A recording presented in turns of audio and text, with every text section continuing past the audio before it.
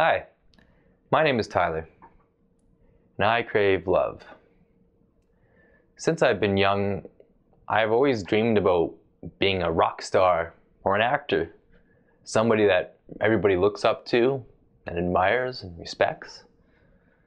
Throughout my life, I've always tried to search for satisfaction in being accepted and loved by other people.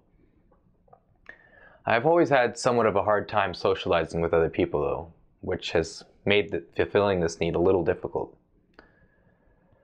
This was more prominent when I was younger, growing up in a very small town with not a lot of kids my age.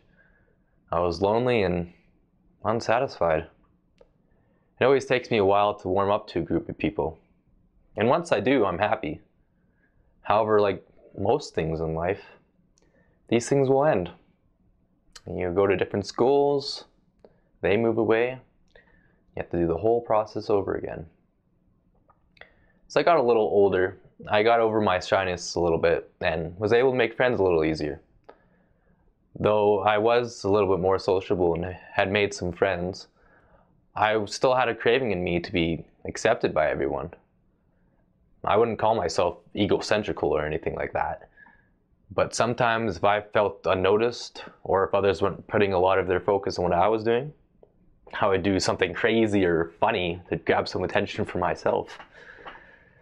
I had always had this desire to be important, to be noticed, to be loved. From the time I was young, each summer I had been attending a Christian camp. I didn't grow up knowing about any kind of God or anything. My parents never went to church, nor were they spiritual or religious in any way.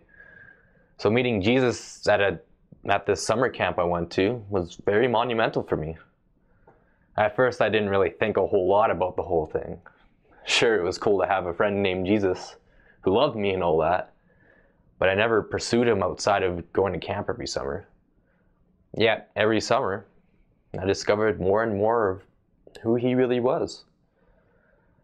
When I was about 16, I decided it was about time that I start working at this camp as a cabin leader after all those years. That summer I thought, well, okay, I'll be taking care of all these kids and telling them say things that I heard when I was their age. I did that, but there was so much more that happened to me that summer. Through everything I did, being with these kids, the rest of the staff, not just teaching them about the Bible, but learning more about it myself, I just felt like I knew more who God was through all these challenges I was put up to. And in return, myself. I felt like I was more sure of my identity. I knew just a little bit more who Tyler was. I felt completely satisfied with myself. Pursuing God like that filled me with a sense of joy, and I desired to pursue him even more. When I got home from camp that summer, I started hanging out more with people who believed in Jesus, and I started trying to live my life for the way that, Jesus did a little bit more.